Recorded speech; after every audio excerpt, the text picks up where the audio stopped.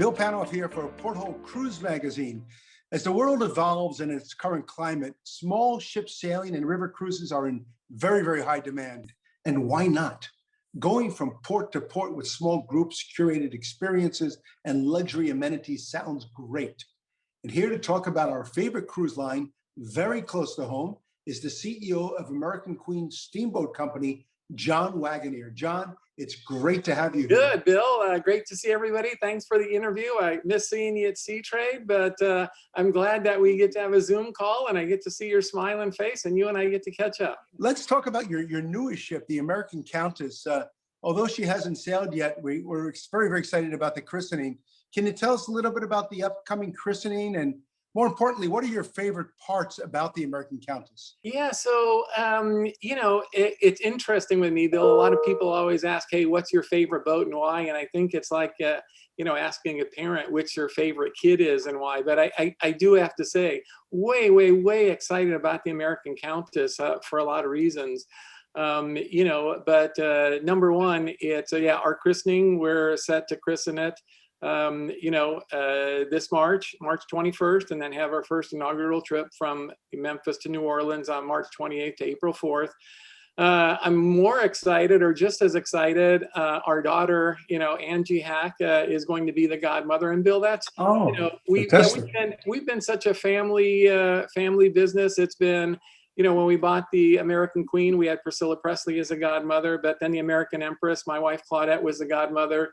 The American Duchess, our daughter Marissa, was the godmother. Wow. So the American Countess, Angie, our daughter there, will be the godmother. And then we're also excited about the Ocean Victory and having our other daughter, Emily, be the godmother. So it's a total fantastic family affair. And then when you say, what do I like best about the American Countess? It's really a lot of things. I mean, I give David Kelly an awful lot of credit. David is our executive VP of Marine Ops. He was involved in the design, mostly the interior design. He and I, went through the whole layout. But I think, Bill, we're a learning organization. And the one thing we took from it is when we asked all our guests, we had several different focus groups and said, hey, if we were to build another boat, what would you like to see? The number one comment was, hey, we'd like more areas up in the bow that we can sit and watch the river. We want more river views. It's great to be outside, but sometimes we want to be inside. And so we really designed the boat around that. I think the things that people notice mostly, Bill, are, we put the grand bar, it runs fore and aft, instead of, beam to beam. And so that gives you an 80-foot bar, with 12-foot windows. Wow. And it's just stunning. And then the other things, we designed it so we have all these public rooms up on the bow, including the chart room, the library, the card room, Perks, our coffee shop, the fitness area, all up on the bow to look over things. Beautiful. Then the other thing that we heard is, people like boats like the American Empress, where you have a promenade deck to walk all the way around. So we included that. So on the fourth deck, they can walk around in a huge sun deck, and then 4 classes of modern staterooms. And so the boat is simply stunning, Bill, and I can't wait for you to see it. I can't wait to sail. Yeah. You were one of the first cruise lines to announce mandatory vaccinations for your guests. What brought you to that decision, and how has it been received so far? Yeah, so slight correction. Mandatory vaccination for both crew and guests, Bill. So crew and guests, I beg your pardon. Yes, yeah, we're going for 100% coverage.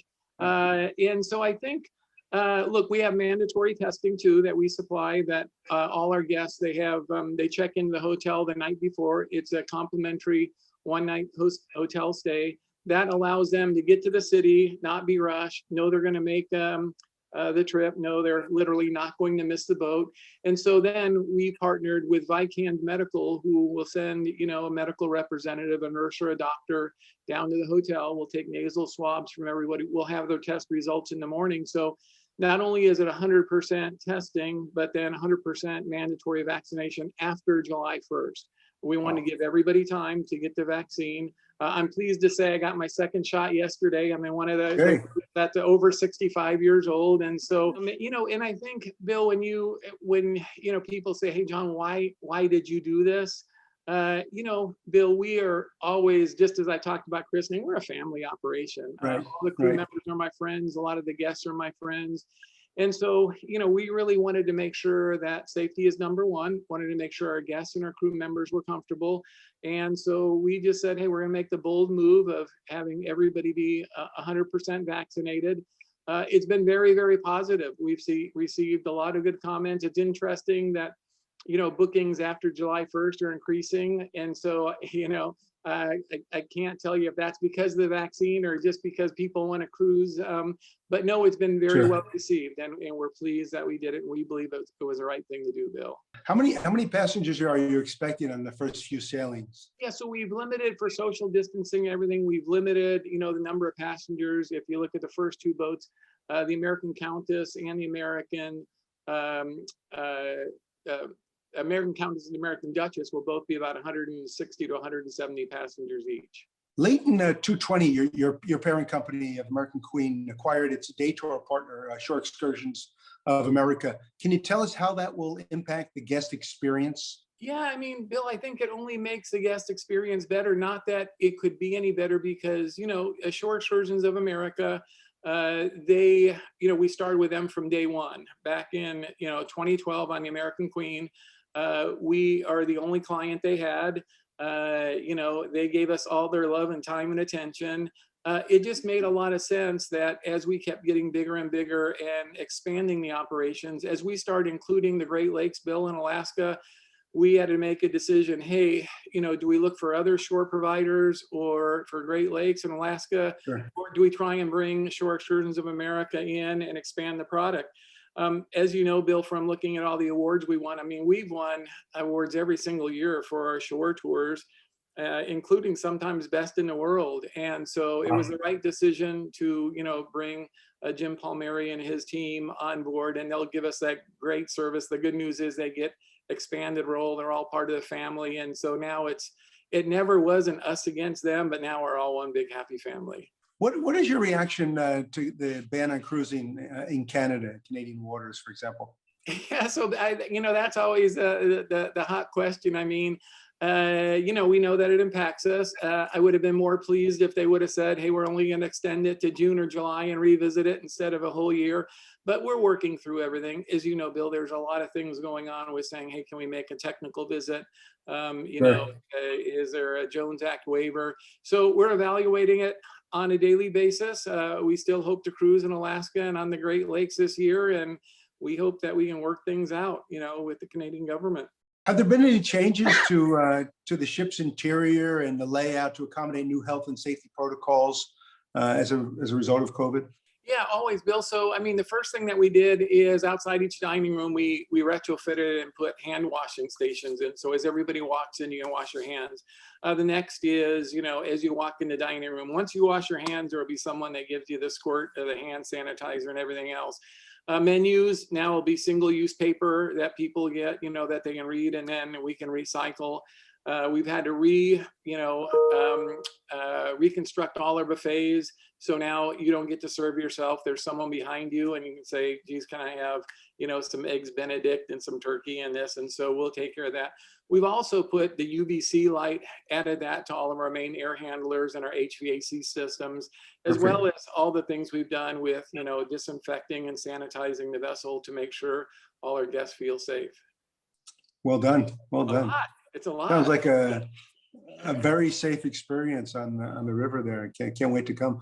Yeah. Why do you think travelers are drawn to Mississippi River cruises? And more importantly, what is your favorite stop or experience on the river? So I'll go with the first one. The reason that they're drawn to the Mississippi, and I hear it from all of our guests, number one, we're easy to get to. You don't have to take a long international flight. And so that makes it good. Number two, we have a drive market. I talk to a lot of our guests. I would bet, Bill, that 20% of our guests drive instead of even flying, which is huge.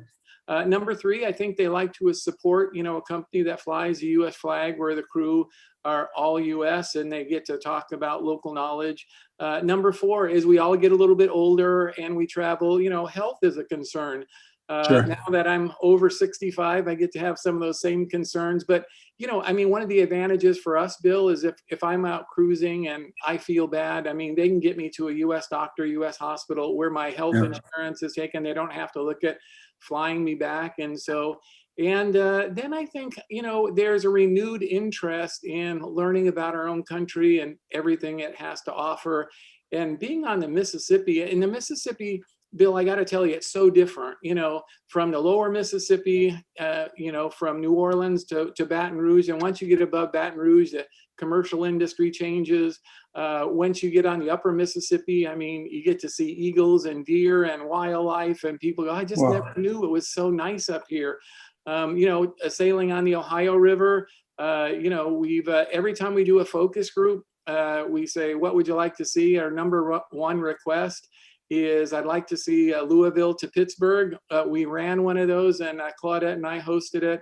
And out of the 400 guests on board, 248 had been past cruisers. So I think, it's tough for me to say which of the ports is my favorite, although, a couple of them, I love New Orleans just because of the food and the music. I love Natchez because of, the history, the culture. Our good friend Regina Charbonneau is there, and I try and go to, Twin Oaks, where she does Southern, cooking, and she makes like the best biscuits you've ever had. But Southern hospitality, I love the mansions. We get to stay at some of the mansions there. Natchez. So yeah, Natchez is a great one, but there's so many good things, and everything is different. I tell even people someone once said, well, I'm looking at this brochure, and why do you go to Helena, Arkansas? There's nothing there. I said, well, I hate to disagree with you, but if you go on our tour, you get to go to a church that has a real gospel choir. And Bill, you get to drive through their neighborhood, see what they live like. The kids are playing in the benches. And it's crazy because when I'm there with guests, especially guests that are from Australia and New Zealand, they video the whole thing, Sure. And I go, oh my God, this is great. And someone even said, you ought to bring them on board. And I said, no, you need to go to their house, see where they live, in their neighborhood. That next afternoon, then you get to go to Morgan Freeman's juke joint and see, the heart of the Delta blues. And so it's just visceral. It's down home. It's great. It's different. We're excited about the Grammy Museum, that's opening. That'll be, along our route in Cleveland, Mississippi. I've been there. Yeah. So many good things. The Angola prison tour. So I could just go on and on and on and on, but I won't. It just sounds like a series of real authentic experiences. It is. And Bill, you took the words right out of my mouth. Real authentic experiences, and it's up close and home. And that's why our new brochure says come home to America, because a lot of people have traveled all over the world, but they haven't necessarily explored everything there is to see in the US. Amazing. John, any closing thoughts for our viewers of Porthole Cruise Magazine? Yeah, Bill, I hope I make the invite list to your party. Absolutely. The given. Always. Yeah. My closing thoughts are I just always thank all the viewers for all your help and support. For us as a company to only, be some 8 years old and grow as fast as we can. It's really all the guests that come on board, have such a great time, tell their friends and neighbors. And so I can't wait to get through this environment. I can't wait to start cruising again, but we think there's a big boon in cruising coming for us. We think we're positioned just right. So can't wait to see you and all your guests and friends on board, Bill. Look forward to sailing with you and in the very near future. And I think I'll drive to the ship this time instead of fly. You should. All the best. Onward and upward. Thank you, John.